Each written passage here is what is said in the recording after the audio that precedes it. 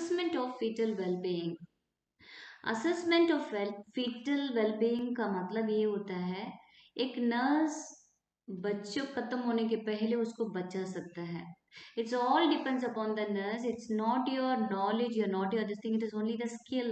जो बेसिक पता रहता है ना, तो 9 महीना का जो बच्चों कैरी करके माँ आती है लेबर रूम में, राइट। सो उसको हम थोड़ा से, it's not continuously monitoring, but कुछ चीज से हम लोग अलर्ट होना चाहिए, जैसे पता चल जाएगा तो बच्चे को हम बचा सकते हैं।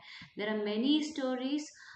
9 महीना में इवन नर्सेस ऑल्सो जो कैरी किया, 9 महीना लेके गया, और लेबर रूम में जाने के बाद उसको फीटल मूवमेंट्स पता नहीं चला, वो बच्चा खत्म हो गया। So in that case a nurse की बहुत ही बड़ा इंपॉर्टेंट रोल होती है। It is assessment. सो बच्चे सही सलामत है क्या है, वो देखना इम्पोर्टेंट है। सो इस वीडियो पे हम लोग क्लिनिकल मॉनिटरिंग देखेंगे, मतलब जैसे वो ओपीडी आएगी, पीएचसी आएगी, तो उसकी वो क्या क्या जांच होती है, उसमें क्या पता चलेगा, उसके बारे में थोड़ा सा देखेंगे। मेन ऑब्जेक्टिव क्या है, जो फीटल डेथ मतलब बच्चा मरने के पहले हम बचा सकता है। ओके। सो दूसरा जो है अननेसेसरी इंटरवेंशंस वगैरह, उसको अवॉइड कर सकते हैं। फॉर एग्जांपल मतलब पहला ट्राइमेस्टर में आया पेशेंट, ठीक है, अल्ट्रासाउंड चेक किया, उसको मुंडन नहीं दिखाई दे रहा है, राइट, उस मतलब एनेंसेफेली हो गया, तो अवॉइड करना बेटर है ना। उसको 9 महीना लेके जाके माँ का भी साइकोलॉजिकली डिप्रेस हो जाएगी, प्लस ये भी हो जाएगी, तो that is what assessment is. So in clinically there are certain things. I'm talking about the overall assessment of fetal being, that is prevention of fetal death and the avoidance of unnecessary intervention. ठीक है, तो इसमें पता चल जाती है बच्चों को क्या कमी है, उसको क्या सुधर सकता है। So indications for antepartum fetal monitoring. Actually WHO ना, उन्हें लिखा है 4 ANC विजिट लिखा है, इसलिए लिखा है क्योंकि ये चारों समय में उसको जांच किया जाए, और उसमें कोई गड़बड़ हो तो उसी को जांच करके उसको ठीक किया जाए। ठीक, पता नहीं कौन सा वाला नॉर्मल से अबनॉर्मल हो जाएगा, कहाँ से यू टर्न ले लेगा, राइट, ये नहीं पता। तो इसीलिए जो every pregnancy is to be monitored, but ये फीटल मॉनिटरिंग जो है, this is mostly indicated for high risk cases.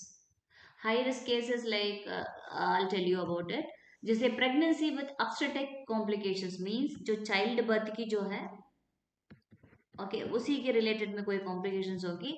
Example IUGR, intrauterine growth retardation. So इसमें देखो ये वाला सिमेट्रिक होता है। सिमेट्रिक मतलब जो हेड सर्कमफ्रेंस है, जो एब्डोमिनल सर्कमफ्रेंस है, सभी दोनों जितना होना चाहिए, दोनों बराबर इक्वल कमी है। बट यहाँ पर जो हेड सर्कमफ्रेंस, ये जो एब्डोमिनल सर्कमफ्रेंस में बहुत अंतर है, ये छोटा है वो बड़ा है। So in that case if it is छोटा बड़ा है, वो एसिमेट्रिक कहते हैं, दैट इज। सो इसमें पता चल जाएगी, तो एसिमेट्रिक बच्चा है तो प्रॉब्लम क्या है पता कर सकते हैं, then we can support for the treatment, that's it. The multiple pregnancy मतलब एक का अलावा 2-3 जो भी बच्चे हैं उसमें मल्टीपल प्रेगनेंसी होता है, तो वो मॉनिटरिंग बहुत इंपॉर्टेंट है। As far as I knew, एक ट्रिपलेट्स था, 3 बच्चे थे, 2 उसमें ठीक था और एक उसमें खत्म हो गया था। फिर बाद में उसको इंजेक्शन देके उसको अबॉर्ट करना बहुत जरूरी पड़ा, और फिर बाद में 2 ग्रोथ हुआ। तो कई केसेस इस प्रकार की आती है। So multiple pregnancy is also antepartum fetal monitoring important. पता नहीं कब बच्चों कब क्या खत्म हो जाता है। और नेक्स्ट पॉलीहाइड्रोमनियस का मतलब है 2000 ml, राइट। ये फट गया ना, तो ये फट गया, पूरी पानी बाहर आ जाएगी, पेशेंट शॉक में चला जाएगा। सो बच्चे को क्या है, कभी घूमते घूमते कोई प्रॉब्लम हो सकता है, इसलिए हमको उसको फीटल मॉनिटरिंग इंपॉर्टेंट है। ओलिगो मतलब 200 मान के चलो, मतलब 300 तक मान के चलो, बट यहाँ पर इजी याद करने के लिए आपको मैं बता रही हूँ, 200 ml और 2000 ml याद रखना। हाइड्रो अमीनोस एमनियोटिक फ्लूइड है। सो रीज इज आयलो इम्यूनाइजेशन का मतलब है, this is RH negative mother है, ओके। बच्चों को जो पॉजिटिव है, यूजुअली पहला बच्चे में तो कोई असर नहीं पड़ेगा, जो सेकेंड बच्चे में पता चलेगी और बच्चा पॉजिटिव है और ये माँ नेगेटिव है, और बच्चे के ऊपर असर पड़ने का चांसेस होते हैं। मोस्टली बच्चे इसमें खत्म होने का भी चांसेस होती है, ठीक है, बिकॉज वो एरिथ्रोब्लास्टोसिस फीटालिस बन जाएगा, मतलब पूरा उसका बच्चे को जो RBCs खराब हो जाएगा। तो ये भी इंपॉर्टेंट है फीटल मॉनिटरिंग के लिए। Apart from that pregnancy with medical complications है, जैसे डायबिटीज है, माँ की शुगर बहुत ज़्यादा रहेगा, बिकॉज डायबिटीज में यही होता है ना, शुगर बीमारी है। तो जितनी शुगर ज़्यादा है वो प्लासेंटा क्रॉस करके वो बच्चा क्या करेगा, बच्चे को जो पैंक्रियास में जो बीटा सेल्स है ना, वो पूरा पूरा इंसुलिन सेक्रेट करेगा, वो पूरा ग्लूकोज खा डालेगा और उसके बाद बच्चा मोटा हो जाएगा। उसको क्या बोलते हैं, मैक्रोसोमिया कहता है, राइट, मैक्रोसोमिया। सो तो वो भी चेक करना पड़ेगा। प्लस यहाँ पर कंजेनिटल अनोमलीज भी होने का चांसेस होता है इसमें, इसलिए हमको ये फीटल मॉनिटरिंग चेक करना है।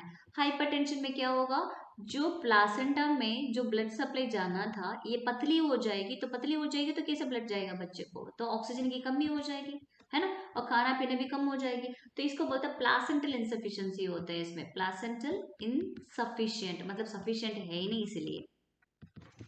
ओके, नेक्स्ट है एपिलेप्सी। एपिलेप्सी का मतलब जो होता है फिट्स है, जो कन्वल्शंस वगैरह हो रहा है वहीं पर कहीं गिर गया, पेट के ऊपर गिर गया, तो चांसेस होता है, बट फिर भी उनकी जो फंक्शन मतलब नॉर्मली उसको चेक करना इम्पोर्टेंट होता है।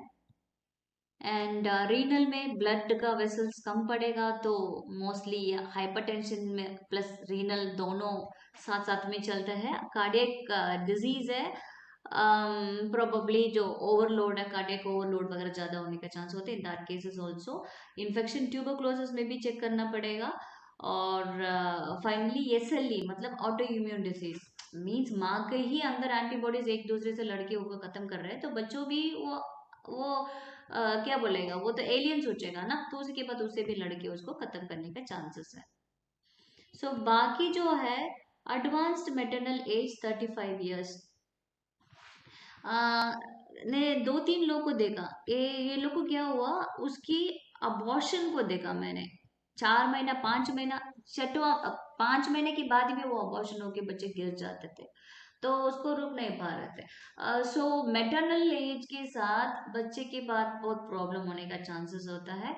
एंड एक और केस मैंने देखा जिसमें सुना है मैंने, उसकी लगभग वो 30 ईयर्स में जो है फर्स्ट फर्स्ट बच्चे को पैदा किया, और उसके बाद जो 40 ईयर्स के आसपास में वो सेकेंड बच्चे को पैदा किया, और सेकेंड वाला बच्चे को 5 साल हो गया, 7 साल हो गया, उसी समय में उसको यूटीआई हो रहा था, जाके अल्ट्रासाउंड करके देखा किडनी तो एक ही था।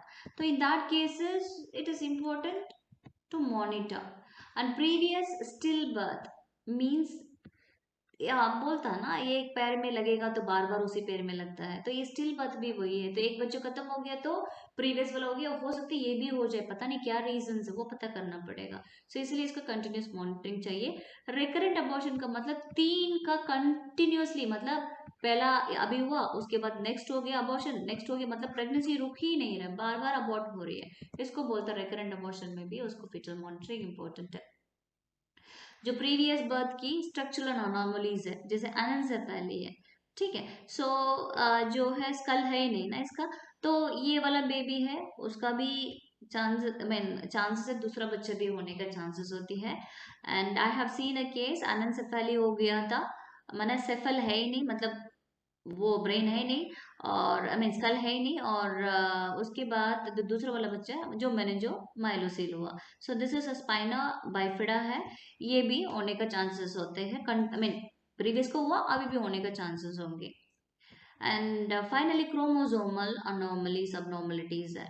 सो ट्राइसोमी 21 डाउन सिंड्रोम होती है, 18 13 16, इस प्रकार की कई ट्राइसोमीज होने का चांसेस होते हैं।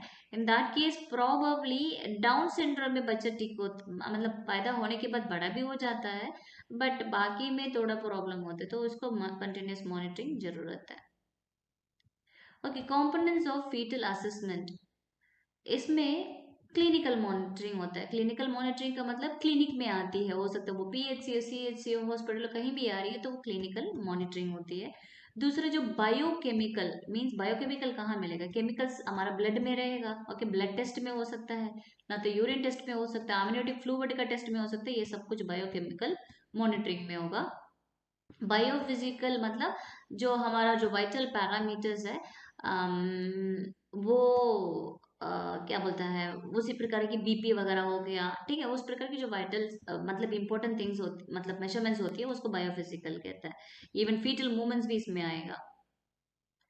सो let we talk about first is maternal weight gain. Screening test भी इसी को कहता है। ओके, स्क्रीनिंग, जस्ट स्क्रीनिंग, क्या है अंदर क्या बाहर, बस इतना ही पता चलेगा ओवरऑल। उसके बाद हमको उसमें गड़बड़ है, सही सलामत में तो आगे चलने देता है। सपोज इन केस कोई गड़बड़ है तो उसको ढूंढ के हमको पता करके उसमें सुधरना पड़ेगा। सो इसमें oedema of the feet important है। Okay, oedema, see why it is oedema is, ये जो लॉन्ग स्टैंडिंग होता है, ठीक है, प्रेग्नेंट वुमन में होते ही है इसका, बट बाकी हार्ट डिजीज नहीं, किडनी डिजीज नहीं, इस प्रकार की कोई भी डिजीज नहीं है, तो इसको हम लिवर का डिजीज भी नहीं होना चाहिए, राइट। ये सब डिजीजेस नहीं है तो पीडल एडिमा है, दिस इज प्रेगनेंसी में नॉर्मल होता है।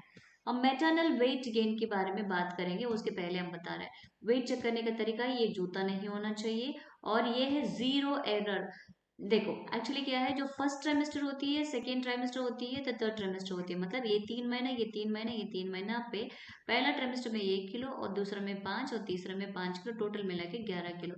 अब ये सोच लो, ये जीरो एरर आपने नहीं किया, यहाँ से ऑलरेडी 1 किलो बढ़ गया है, तो आपको नेक्स्ट टाइम जो आते समय में कैलकुलेशन करते समय में गड़बड़ होगा। इसलिए जीरो एरर देखना बहुत इंपॉर्टेंट होता है।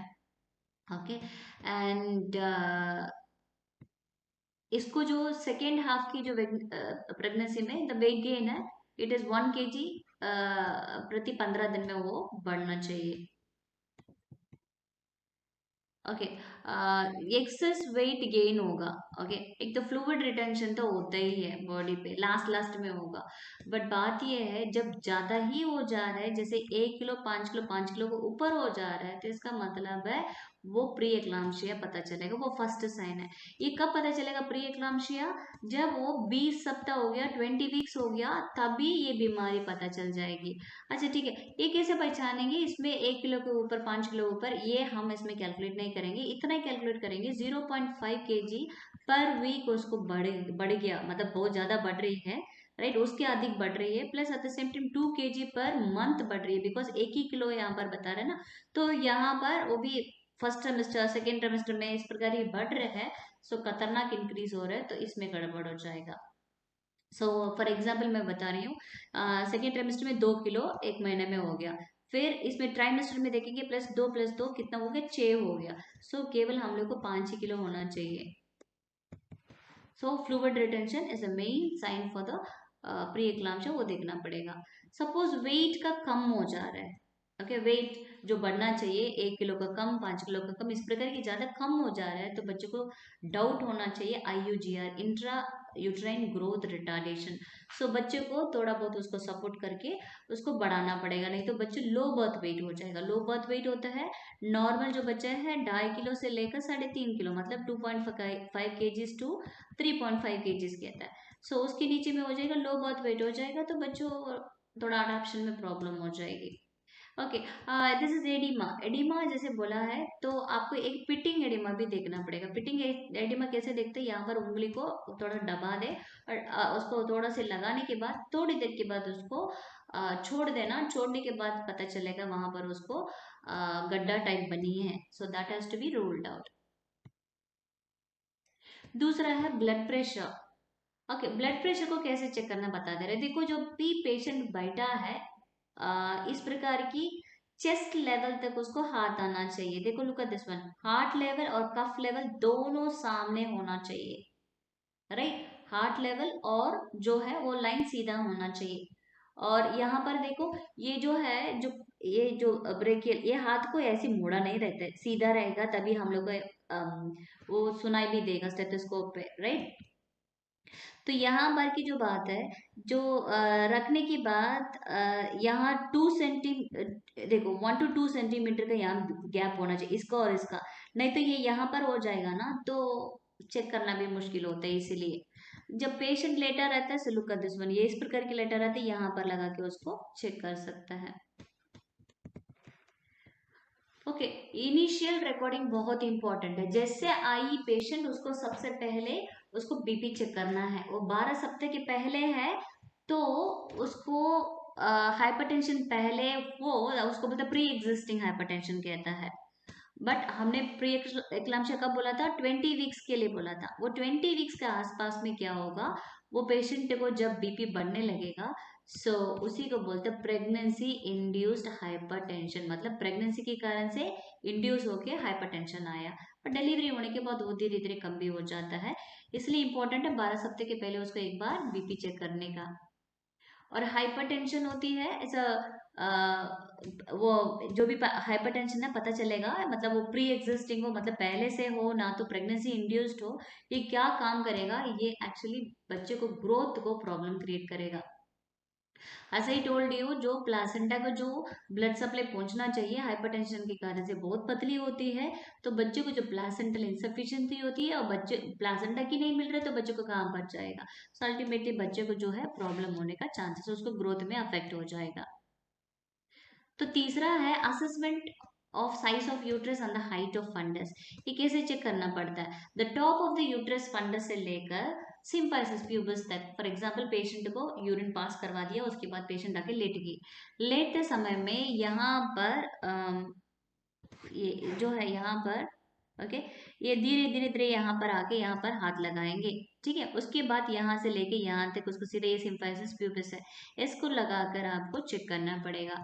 सो एज आई टोल्ड यू, ये हाथ देखो कैसे लगा, ये तो अल्नार साइड है, यहाँ पर ये वाला यहाँ पर रखा है, और उसके बाद जो सिम्फाइसिस प्यूबिस ये सामने रखा है, तो ये सेंटीमीटर्स में चेक किया जाता है।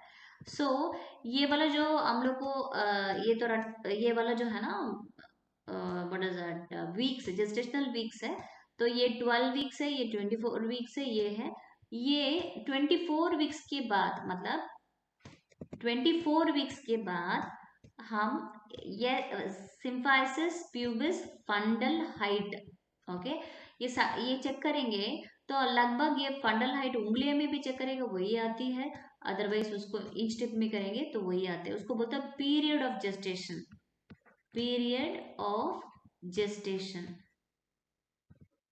okay, so yeah, I'll tell you wait, so यहाँ पर जो है अम्बलाइकस क्या हो गया, यहाँ पर आपको फिंगर लगा, ये देखो यहाँ से एक उंगली, दो उंगली, तीन उंगली, इस प्रकार की भी चेक कर सकता है, एक तो इंच टेप में भी चेक कर सकता है, तो इसको दोनों का लगभग +और -2 होगा। तो दोनों ये सेंटीमीटर्स में है बिकॉज इंच टेप में कर रहा है, ये तो फिंगर्स में कर रहा है, तो एक फिंगर के लिए 1 वीक आसपास में है। और जितना यहाँ से जो क्या बोलते हैं उसको, जो अल्नार साइड तक जितनी गैप है वहीं पर उसको चेक करेंगे, so we will be able to find it out. Okay, so variation 1-2 centimetre it's acceptable, no problem. और ये जो है 10th परसेंटाइल, देखो ये 50th परसेंटाइल, ये 90th परसेंटाइल, जो जो भी ग्रोथ चार्ट होती है, कोई भी चार्ट होती है, ये लाइन 3 लाइन में, एक अपर लाइन और नीचे लाइन, इसमें आना ही नहीं, इसके नीचे भी नहीं होना चाहिए, इसके ऊपर भी नहीं होना चाहिए। सो ये क्या कर रहा है, सिम्फाइसिस फंडल हाइट सेंटीमीटर कब करना पड़ता है, ये 16 वीक से चेक करता है। ऐसे नर्सिंग में हम लोग 28 वीक्स में चेक करता है, राइट। जो भी आप एंटीनेटल असेसमेंट वगैरह करते हैं एज ए स्टूडेंट, आपको इसमें चेक करना पड़ेगा, बिकॉज पता भी नहीं चलेगा इसमें 12 वीक्स में कैसे पता चलेगा, इन स्टेप में कुछ फायदा ही नहीं। 28 वीक्स है तो अम्बलिकस के ऊपर है, तो आराम से उसमें पता चल जाएगा, इसलिए 28 वीक्स के ऊपर आपको करना है। सो क्या कहते हैं ये वाला, सपोज ये 10 मतलब 20 सप्ताह में आया, तो इसको वेट यहाँ पर था, फिर 20 वीक्स में यहाँ पर थे, और यहाँ पर थे, इस प्रकार ये कम होते जा रहे हैं, इसका मतलब है बच्चे को ग्रोथ में कोई गड़बड़ है और फीटल ग्रोथ रेस्ट्रिक्शन हो रहा है, इसको रूल आउट करना पड़ेगा बच्चे को क्या प्रॉब्लम है। सपोज ये 90 के ऊपर होगा, बच्चा मोटा है, ओके, मैक्रोसोमिक हो जाएगा, जो जरूरत की ऊपर हो गया, इसके बीच में आ जाएगा, this is going to be normal, okay. So clinical assessment of Liker in the last trimester by amniotic fluid index. So this is amniotic fluid index. Okay. So evidence of scanty Likert में indicate placental insufficiency. देखो यहाँ पर जो जो है Likert check किया जाता है, ये जो लाइकर है, सो लाइकर में क्या पता चलेगा, जो प्लासेंटा को जो ब्लड यहाँ पर आता है ना, सफिशिएंट नहीं है, that is why placental insufficiency कहते हैं।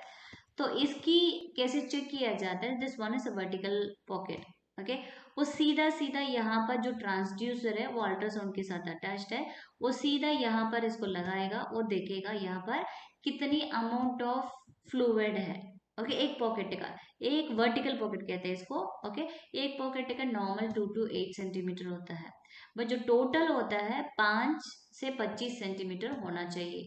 राइट सपोज 5 के नीचे होगा, इसको बोलता है ओलिगोहाइड्रोमनियस, बिकॉज ये एमनियोटिक फ्लूइड के बारे में चेक कर रहा है।